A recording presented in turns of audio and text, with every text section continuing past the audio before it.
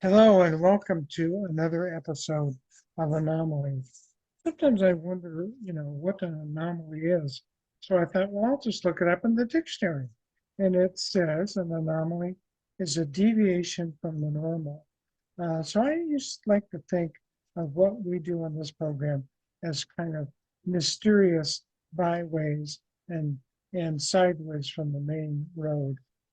I'm Dan Hall, one of your hosts.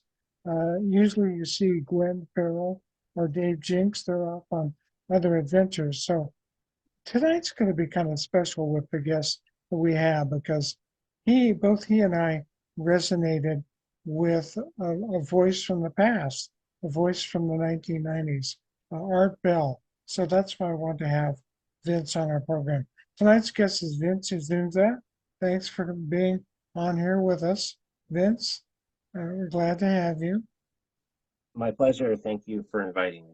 Sure. So let's talk about who are you and why are you into all this strange stuff that Art Bell was into? Well, I'm Vince Ynzunza. I am a Washington native. I dabble in all kinds of things, paranormal stuff. I collect records. I make movies. I write. Currently, help produce a UFO festival down in Chehalis. And I've been starting to speak at certain festivals too. And And if you wouldn't uh, mind, talk about the UFO festival in Chehalis that some of our listeners may not know about and may want to actually attend. So address that for a minute. Yeah, so this September 22nd and 23rd in downtown Chehalis, Washington, we are hosting the Chehalis Flying Saucer Party. It's not just a UFO festival, it's a flying saucer party. There's a little bit of history behind that. Chehalis, Washington, June 24th, 1947, a pilot named Kenneth Arnold flew out of that airport on his way to Yakima and then to his home in Boise. But over the town of Mineral in Lewis County, he saw these nine strange craft out in the distance near like Mount Rainier, Mount Adams. And these craft were flying at speeds and maneuvering in ways that no aircraft did at that time. And from that sighting, we got a couple of things. We got essentially the kickstart of the modern UFO craze that we're in, I guess. And we also got the term flying saucer because Arnold Mhm. was asked, how did these things fly? And he wanted to kind of describe this little motion, and he was like, "Well, imagine you're skipping a saucer across the water," and that kind of got digested through the press a lot and came out the other end um, as flying saucer. So the Chehalis Flying Saucer Party honors kind of Chehalis's little part in that monumental pop culture moment. Even if you don't believe in extraterrestrials or UFOs, you have to acknowledge the flying saucer itself. That is as big as the Golden Arches or Mickey Mouse in terms of like instant recognition, planet wide. And it's kind of cool that, in a way that all started in Chehalis, Yeah, right here in Washington. Cool. where we are. And yeah, so every year we have this festival down there. This is our third year. We're moving to 2 days this time. The first day, Friday night, we're having this film festival at Mm. McFarland Chehalis Theater, and all the films are short, and they're all produced by Northwest filmmakers, and they all have something to do with UFOs, aliens, something like that. I think I And know someone who might be submitting or wanted to submit an entry into that festival. So, yeah, well, yeah, the submission deadline was a couple months ago, so everything's been selected already mhm. for this year, and currently working on programming for that. Um, but yeah, all goes well. We're certainly going to be continuing it in the future. Who are And some then of the, Saturday, I what? was going to say, who are some of the guest speakers at the festival? Do you have any Yeah. headliners beside yourself? So this year, at the uh, at the Shameless Flying Saucer Party, we have a party theme. We're celebrating the '90s UFO craze, which in the '90s, UFOs, extraterrestrials, abductions, visitations, crop circles, it was hitting a fever pitch in the media. And I feel like it was a pretty special era in how UFOs and their occupants were represented in culture. And you've got like huge television shows like The X Files, Hmm. Unsolved Mysteries, Sightings. You've got blockbuster movies like Independence Day, Men in Black. You've got people like Art Bell. You've got just a whole lot of stuff happening in alternative music at that time, literature, toys. A lot was happening in the '90s. So we're celebrating that uh, at the party this year, and I will be presenting a special presentation that kind of tries to encompass a whole lot of that decade and what made it special. We're also having a retired Navajo Ranger named Jonathan Dover. Yeah, Uh, we had him on our show. Oh, he's wonderful. Yeah, Yeah, yeah. he I, is. I saw him speak at McMinnville once, and we also have Chanel Shans, who is the granddaughter of Kenneth Arnold, Hmm. and she's kind of our guest of honor each year, and she's returning this year. And we're also having a guy from Seattle named Scott Schaefer, and Scott Schaefer has worked in television for many years. He used to work not only on the Fox television show Sightings back Sightings. in Oh, yeah. the 80s, I remember but that. he also went on to work with Bill Nye the Science Guy. Ah, So he's kind of talking about his TV career, his conflicted TV career, where he goes from like Sightings to Bill Nye, Bill and he Nye, talks about right? having like sort of butting heads with Bill about the UFO phenomenon. So that's going to be a pretty fascinating talk. And then of course after that we have the speaker panel where everyone's up there. Audience members can ask them anything. Cool. Sounds like something worth attending. So let's Yeah. get to kind of the one of the reasons I wanted to have you on our show, the shared interest in someone I consider to be kind of an icon of almost well, not only late night talk, but of some of these topics that we have an interest in. Tell me, uh, tell me what you know about Art Bell. Why were you drawn to him, other than he is kind of an iconic representation of the '90s? Yeah. Well, I still remember the first time I ever heard him. And of course, at that time, he wasn't iconic to me. He was just on the radio. And I'm just like, who is this guy? But I remember the specific episode. It was in 2001, and he was interviewing the suspense author Dean Koontz. Oh, And they right. were talking about a lot of things, but the part that I remember tuning into was when they were discussing the concept of shadow people. Oh, yes. Mhm. So shadow people, those things you see moving in your peripheral, and sometimes you see them straight on, but they're like basically, as the name would imply, shadowy people that are in your home in places where they're not supposed to be. And that was just such a wild and weird concept. So at the time, 2001, I'm 20 years old. So at that time, my mind was just starting to open to the world in a way. And uh, that was a huge moment for me. I thought it was just fascinating. And there's in researching Art Bell, there's this one line that I keep on coming back to. When Art was inducted into the National Radio Hall of Fame, his friend Alan Corbett said during the induction ceremony that no one was better than Art Bell at creating a theater of the mind. Mm. And I think that's one of like the best descriptions you can give about the man and about what makes his show really special.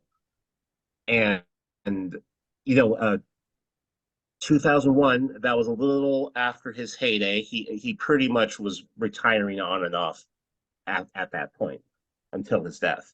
So I never really got to actively listen to like the 90s Art Bell, when, 95, 96, 97, like those crazy, those beautiful, crazy years. But in finding them online or, listening to reruns of them on terrestrial radio, um, I've found that it makes me a truly active participant in that theater of the mind. I love visiting that theater, and I love just where my mind goes and where my imagination flows when I listen to Art Talk, when I listen to his callers, when I listen to the interviews he would do. He had a way of presenting and discussing topics that may seem really out there, but he did it with a lot of sincerity and no real scorn or sarcasm. Any other like talk radio hosts I can think of, many talented ones, they wouldn't be able to handle maybe someone calling up and claiming that they are flying their plane over Area 51 at that point. I was You just going to know, say that's one of the shows I remember and listened to the other night on the internet, where some guy in an airplane flying over Area 51 calls Art in, and Art keeps saying, "Yeah, you better get the hell out of there. They're going to shoot you down." But that was vintage Art Bell. yeah, and what made it such great radio is just how sincere he was. You know, like a lot of other hosts would just say, "Hey, buddy, you're yanking my chain. Get Yeah, lost." They'd hang it, and maybe Art thought that. Maybe he thought that, but he treated the call with the respect it served. yeah, I would agree. I don't see him being judgmental about anybody that called in, which is hard to do when you're dealing with some of these far out topics. Um, Mhm. what else about Art Bell made him distinctive as a late night talk show host? Well, he broadcast out of his home. Oh, Like he Provo, Nevada, one of the bedrooms of his double wide home. He kind of had the whole work from home thing, beat by 20 years. mhm. Uh, he he has this unique thing about him where he's at the same time rough around the edges, yet a total pro at it. Mhm. Like he's nimble and clever enough to allow things to happen on the show that maybe others would not, but he handles it with such grace and makes it really entertaining. Like his cat coming in and interrupting him, during a broadcast. That may happen here actually. I've got a cat sleeping Hey, over that's here. He fine. he doesn't respect the podcast world. I'm allergic to cats, but I think with the podcast thing, I'll be safe from any adverse effects. So, Yeah. But yeah, he it was a happening, whenever he would be airing, like you never really knew what was coming around the corner. He another thing that added to that made him unique was that he didn't screen his calls. mhm. And that's a big thing you're going to see. You're going to find that in virtually any talk radio environment. Like when you hear the host pick up the phone, and talk to someone, that person on the other end, they've already spoken to a call screener. They've already been vetted. They've already been probably asked questions by the producer, and then they are sent over to the host. With Art Bell, absolutely none of that Right. happened. The phone rang. He had his lines. He picked it up and said, "Hey, you're on the air." And then it was his skill that turned any sort of call into great radio.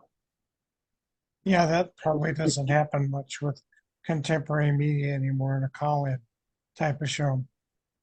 What else Yeah, did, it wouldn't work nowadays. It's just not the same world. yeah. What else did you learn about Art Bell that you found interesting? I really enjoyed finding out about many of his TV and film cameos. Talk about that or Yeah, those. the first one that I'm aware of, uh, have you ever heard of a show called Dark Skies? I have. Yeah, that's an excellent show. It came out in 96, I think. Only lasted one season, very unfairly compared to the X-Files, which was happening at the same time.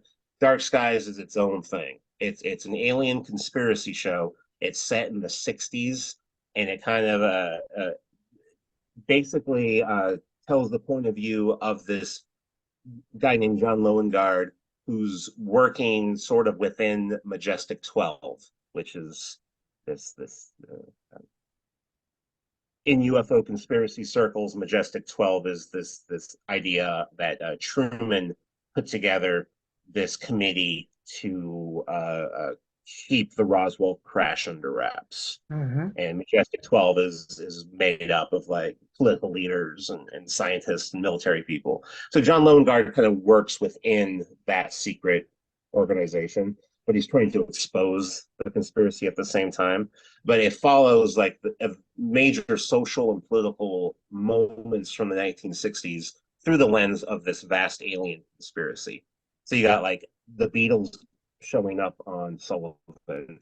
You've got the assassination of JFK. You've got Vietnam. You've got Woodstock, even like the brown acid at Woodstock. All of that stuff is somehow connected to this alien conspiracy. It's a wonderful show. I recommend everyone check it out. No, There's I this might, episode. I was going to say I might be wrong about this, but I listened to a podcast uh, with one of the hosts is Bryce Zabel. And for some reason, I'm tying that to this story you're talking about. He's the Is it- creator of Dark Sky. yeah, I thought that might be. Yeah, that's Yeah, a great show. That's a great podcast too. So anyway, I like I like Bryce Zabel a lot. And oh, you know what's really funny? I actually have the DVD of Dark Skies huh? here with me. Oh, This is the way you get to watch it. It doesn't stream anywhere, unfortunately. But there is an episode where one of the members of this Majestic 12 organization, excuse me, is played by Art Bell. hmm. And he plays William Paley, who is the president of CBS. Oh, yeah. And yeah, he's just on one little scene, just has a couple lines, but I have to imagine like what a cool moment that must have been. And like you're in 1996, you're really into UFOs, you're watching this show called Dark Skies, and suddenly Art Bell is there. Art Bell's there, Yeah, so he did a cameo in Dark Skies. Were there some other programs that he did similar appearances? yeah. He played himself in the show Millennium, Oh, also. I'm familiar with that. Lance Yeah, Hendrickson, I believe. yep. That was a Chris Carter show that he did at the same time as the X Files. Really good show. And yeah, Art Bell plays himself Hmm. during an episode in the season. And Lance Henriksen's character, Frank Black, is being interviewed on Art's show. And that's a good cameo too. You can definitely tell that Art is playing like a fictionalized version of himself. In the Millennium version, he's broadcasting, from a radio station, the studio and everything, and it's all a little different, but worthwhile show, good cameo. Um, then later on in like 2006, he guest stars in a Lindsay Lohan movie Hmm. uh, called "I Know Who Killed Me," and it's this kind of psychological horror movie. And at one point, Lindsay Lohan's character wants to look up stigmata. So she's on the internet looking it up, and then suddenly an Art Bell video pops up. And there's Art Bell with a cigarette just talking about stigmata as if he has like a web show. Mhm. Um, he's done a few other movies. There's this movie called Abduct, which I believe was made in the UK, but it takes place in the United States. And Art Bell plays himself again, but he's more just a voice on the radio that is sort of guiding the main characters, giving them information. He's like this wise elder who they get advice from. And around the same time, he was a lent his voice to a video game. Hmm, This first person shooter called Prey in like really? 2000. And you play this character that gets abducted up into this UFO, and you're running around with a gun, blasting aliens, saving your friends. But every once in a while, you get to this part of like the spaceship that has this module, and it is capturing radio waves from the planet Earth, and you get to hear Art Bell on his radio show kind of updating on at what level the invasion of Earth is. Hmm.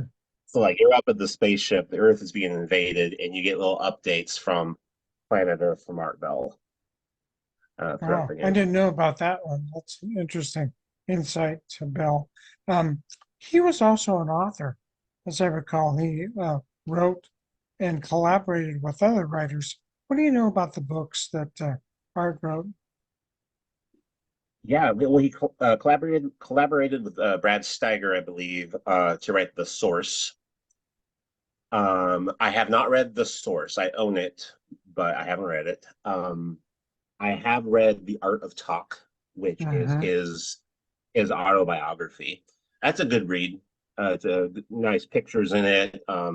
You can't help but read Art Bell's words in Art Bell's voice. That's the voice Hmm. you hear in your head. So it's a fun read. Didn't Talks about Art start out as a ham radio operator?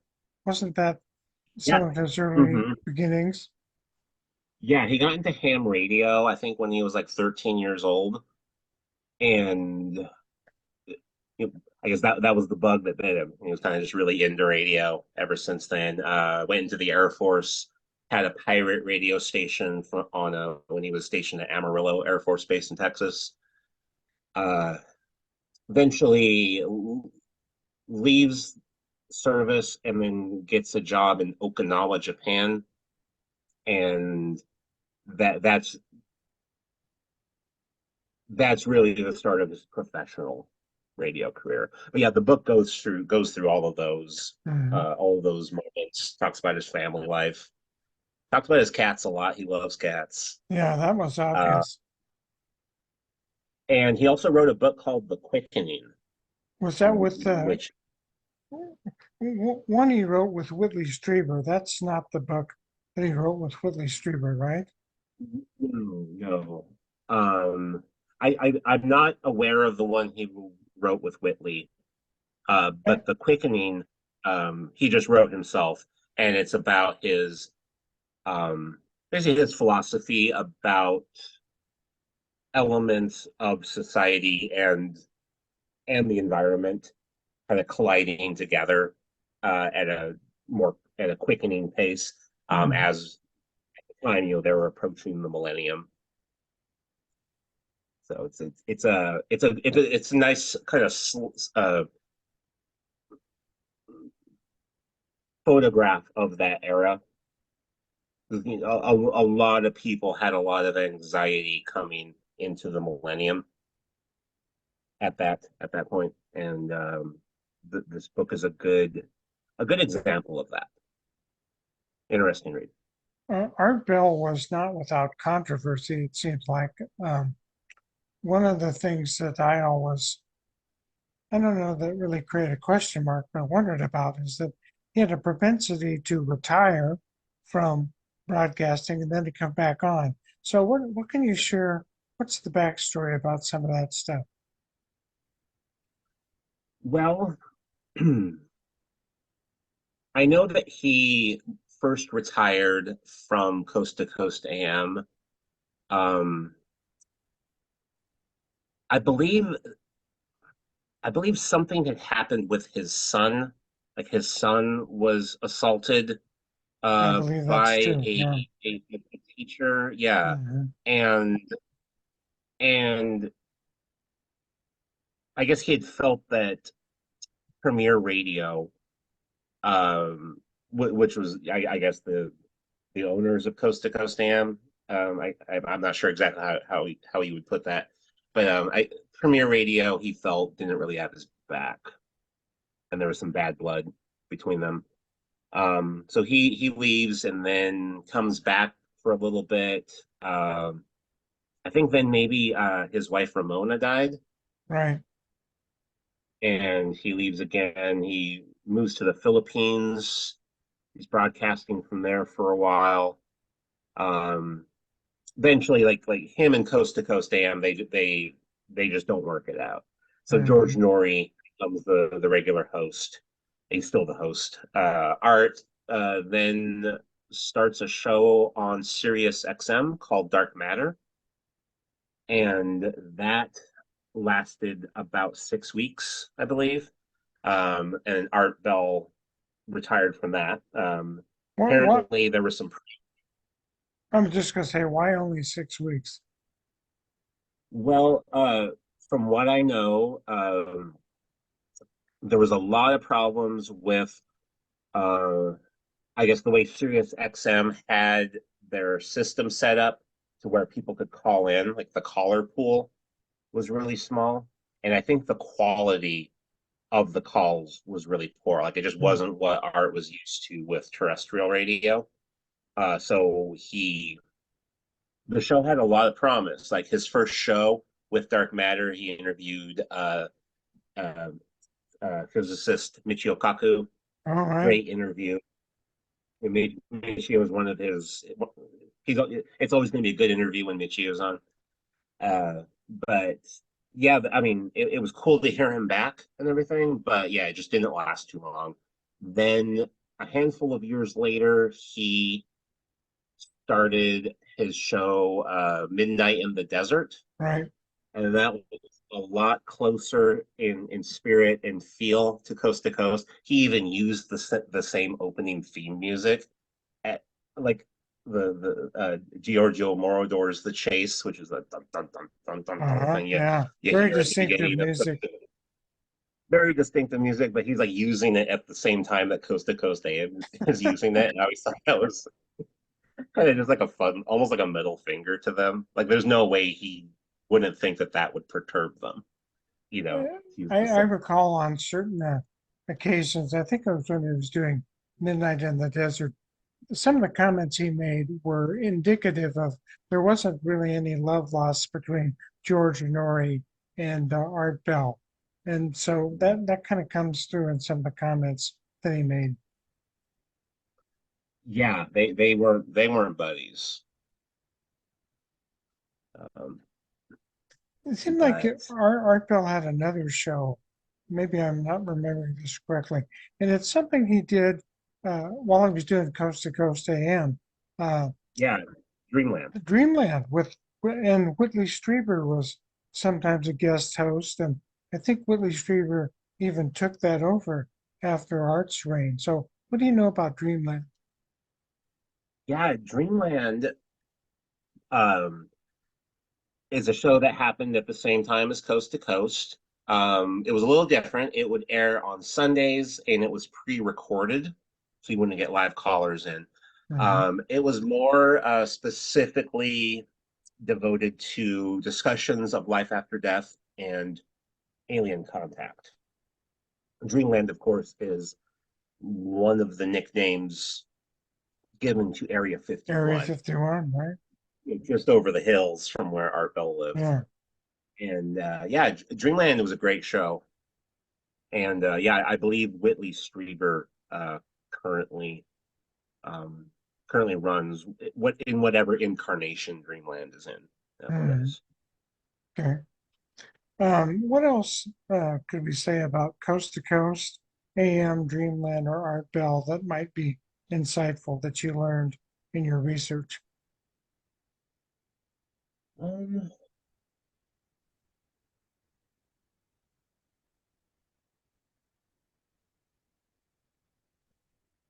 You know, I part of what led me to, researching Art Bell and and creating a presentation based around him and everything. Part of what led me to that was my acquisition of this thumb drive. I was surfing eBay um, earlier this year, just looking for Art Bell things, because I knew I kind of wanted to research him for the '90s thing I was doing. And I found that this guy was said he was selling a thumb drive full of what he said was every single Art Bell show ever. Really? Wow. And I'm like, okay, that's interesting. And okay, he's charging $30 for it. I'm like, okay, that's an okay gamble for me. So I'm like, okay, I'll pay this guy $30 and see what I get. So I get this thumb drive in the mail, and it's got more audio on it than I will have time in my life to listen to, I think. Wow. Like it feels like just about every single Coast to Coast AM episode from like '94 is on there. All of his Dreamlands are on there. Dark Matter is on there.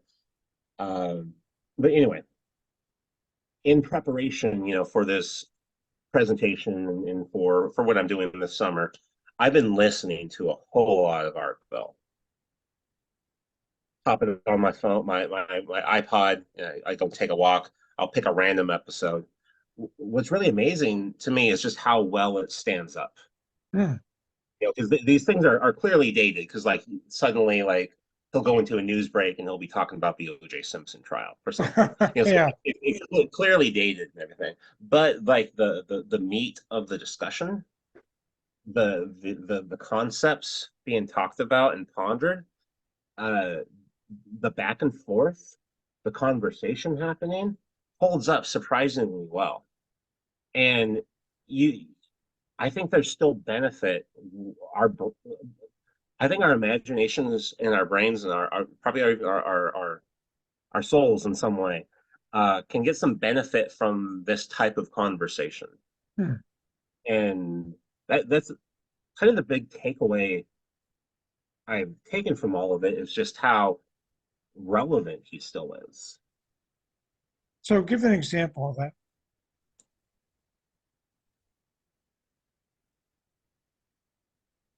The what ifs. There's always a what if question often in our Bill's show, and like when he's talking about what would happen with UFO disclosure, or if UFOs were to suddenly reveal themselves and we have a mothership flying over Seattle or something. Mhm. How would people react to it? What would it what would it make people do? And those discussions would happen often on his show. And I think things like that are just relevant to hear. And I think the hearing where his listeners were coming from on matters like this, that's one of the best parts of the show. Beyond the great guests that he would have, uh, were the callers, Colors, the right? public calling in and just leading the conversation somewhere. Um, and you definitely get some crackpots on there for sure. But it's still really, I feel really worth listening to. And there's You no meant, reason that Art Bell needs to be resigned to the archives. no, I don't think so either. Like he's got enough shows out there. You can find them still. They're out there. And Do you remember the show he did with a guy by the name of Mel? That the guy supposedly Mel's hole. He had a hole that kind of went down into the earth, and they didn't really know where it ended up. You remember that show? yeah, Mel Waters, and that was near Ellensburg, Washington. Right, here in Yeah. Washington State. hmm Yeah, so yeah, this he got a fax first from this guy named Mel, and he read it, and then later on in that show, Mel called. So the story was that Mel owned this property out in Washington near Ellensburg, and that for as long as he remembers, even before, there was this mysterious hole on the property, and the community around knew about the hole, and they would often, throw things into it. Anomalous things were said to happen in or near the hole. Apparently, this hunter's dog had passed away, and the hunter disposed of the body in the hole. I think I remember Apparently, this. weeks later, claimed to then have seen the dog alive and well running through Right. the woods. So the Mm. hole can bring back dead dogs, maybe. Uh, it's it's almost like Schrodinger's box. Yeah, the cat. Sure, it's just Yeah, a yeah, cat. Yeah. yeah. There's either a bottom to the hole or it's endless. It can Yeah. contain any sort of imaginative idea you can think of. It could be terrestrial, it could be a normal cave, it could be extraterrestrial, it could be the entrance to a secret base. It was so, as a piece of radio, it was brilliant. As a topic to be discussed on radio, it was amazing because no one knew what it really was, and the imagination could just flow. So Mel Waters frequently returned to Coast AM, and he would update Art on things about like the military was discussing buying the property from him at some point, and there was Department of Defense interest in this whole. Um, one little fun factoid: Chris Carter, who created the X Files and Millennium, he had this other show in the '90s, which did not last very long at all, called Harsh Realm. Hmm. I'm not familiar with And that. yeah, just lasted a couple of episodes and then was canceled. The DVD set of the whole season is available. It's a fun one. Anyway, in Harsh Realm, there is a character named Mel Waters. Well, I suppose that's a great way to, uh, attribute some status to Mel Waters. So to name a character in a series about that. Besides the maybe flying over Area 51, Mel's Hole, what other episodes that you've listened to, uh, on from a coast to coast or Dreamland or whichever incarnation of Art Bell we had that really stuck with you rather? Hmm. Yeah. I remember this one episode where he interviewed the son of singer Lee Hazelwood. Uh, I don't remember the son's name, but they were talking about Planet X Hmm. in Wormwood. Uh, I'm fascinated with the Planet X, the 10th planet idea. The Nibiru. idea of the Bureau, yeah. Yeah. That was a memorable episode for me. I liked the when he did open lines and would have a special line devoted to just one thing. Like, I have a time traveler line. Only time Right. travelers would call this line. Those were fun. He had one. He had one where he had a Men in Black line, Hmm. which was neat. And I remember this one. So this is like the mid '90s. So he had this guy calling up claiming to be the the Gen Xer Man in Black, and I just thought that was really funny. That's just a funny idea to me. Men in Black, but Generation X. Yeah, that's great. I hadn't heard about that. Um, what else was I wondering about?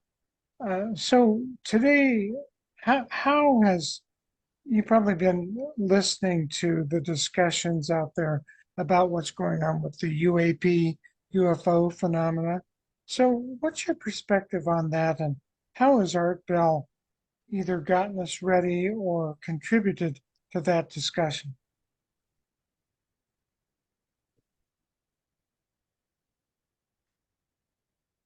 Well, I think people in general are a lot more fluent on your basic elements of the UFO mystery, and a lot of that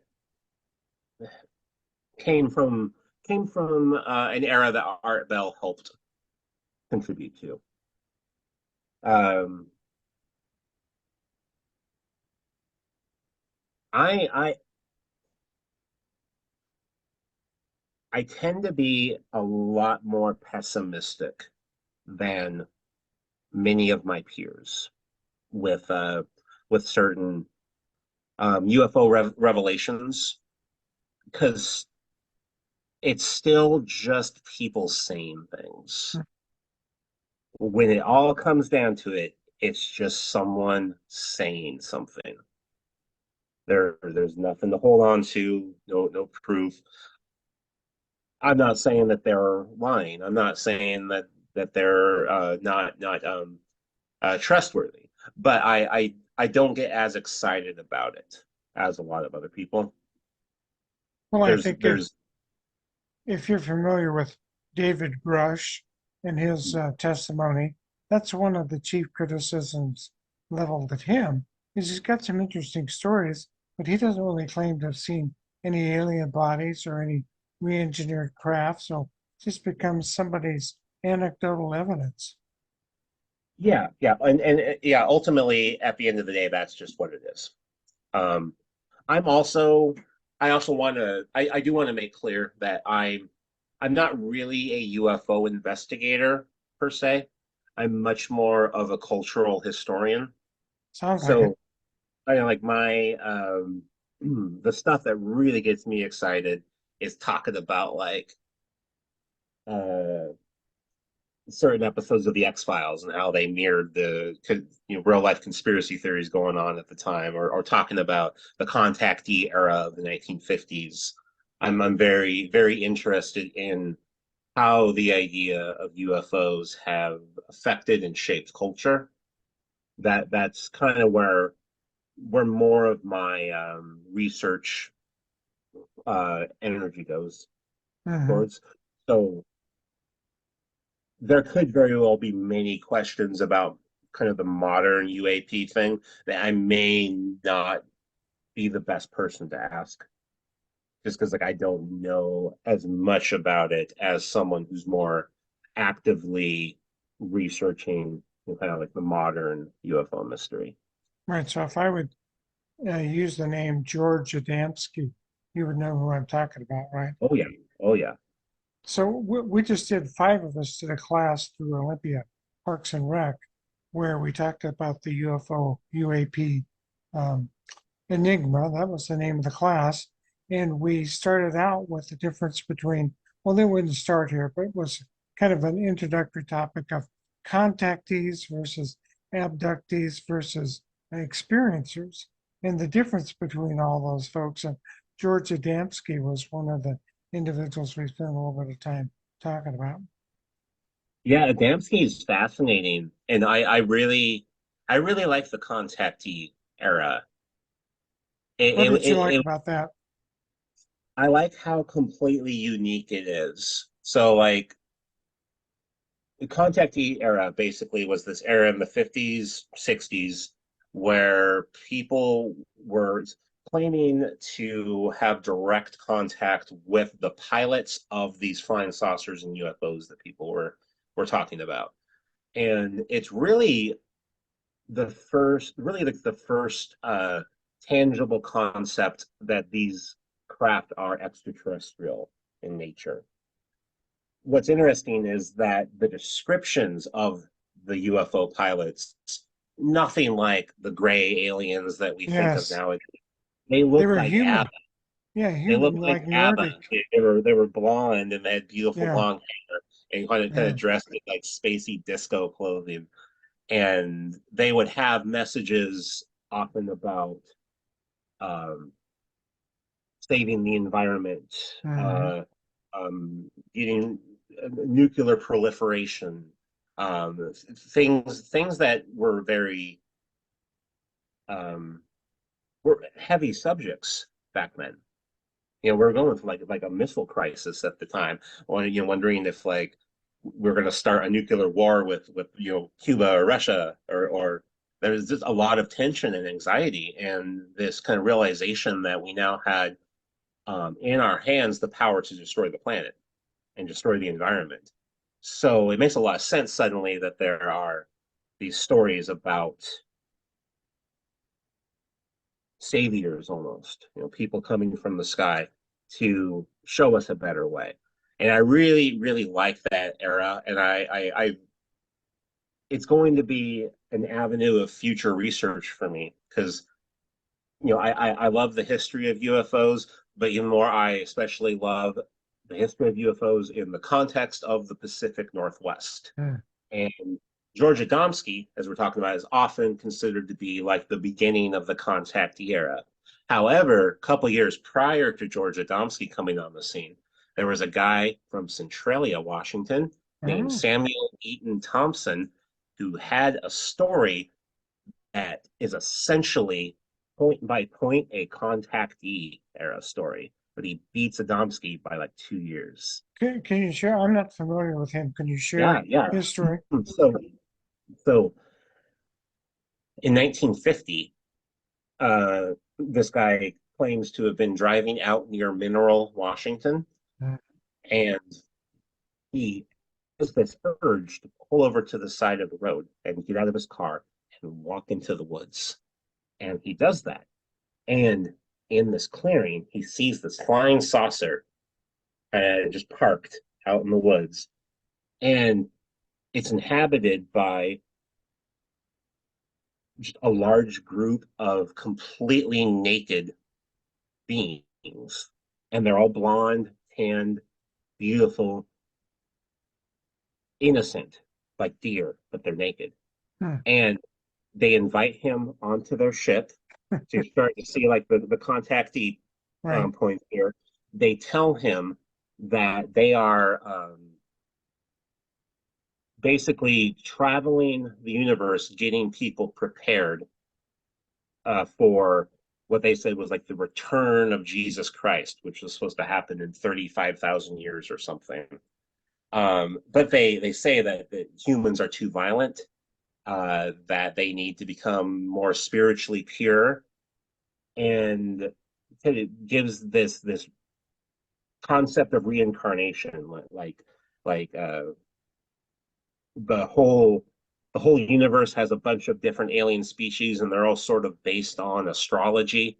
So, like, if you're born under the Venus sign or on the Hmm. planet Venus, you are naturally more loving. But if you're born on Mars, the Mars sign, you're naturally have more avarice, have more aggression.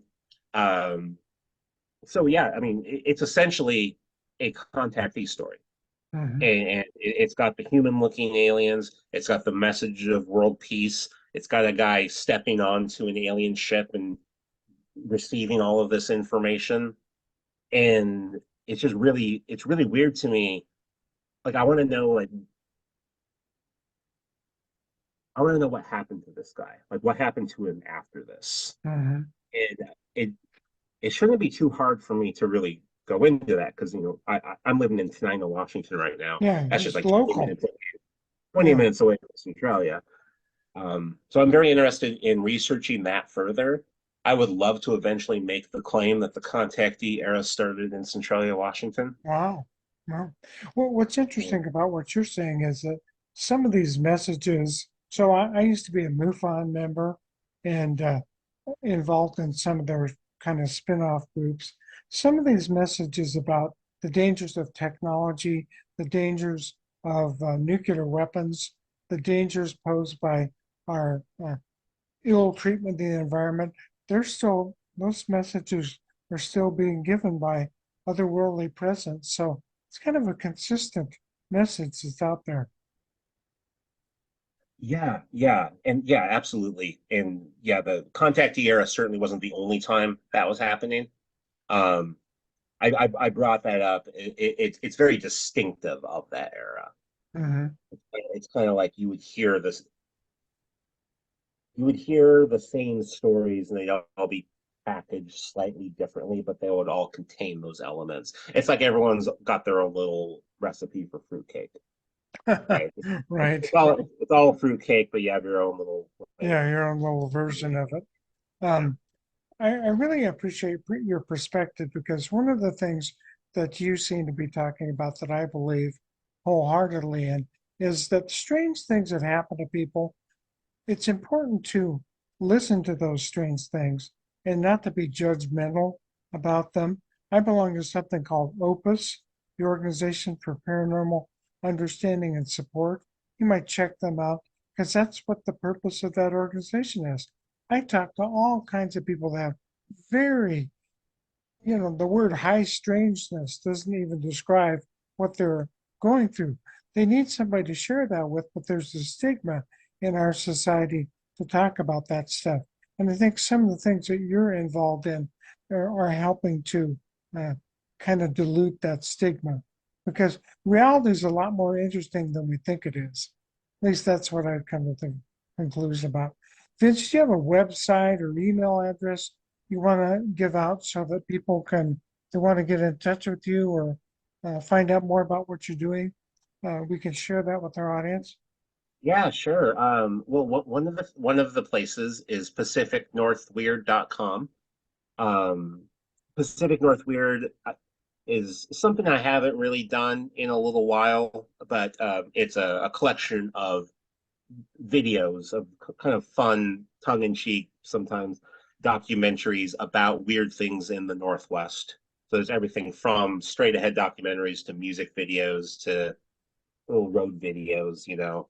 Um, that all slowed down when the pandemic happened, hasn't really picked up, but I'm always juggling something.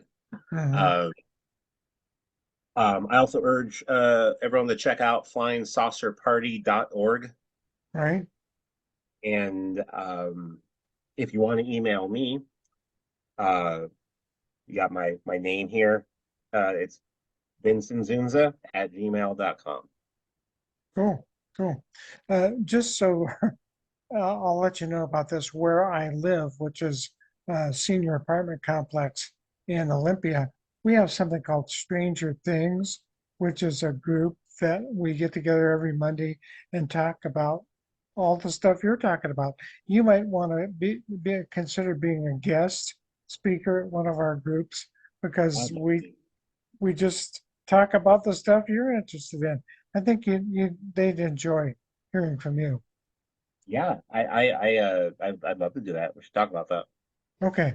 Well, thanks so much, Vince. I really appreciate your time, and maybe our paths will cross again soon. I hope so. I've had a good time talking with you. Okay. All right. I'm going to end this conversation, and good luck. Thank See you you. down the road.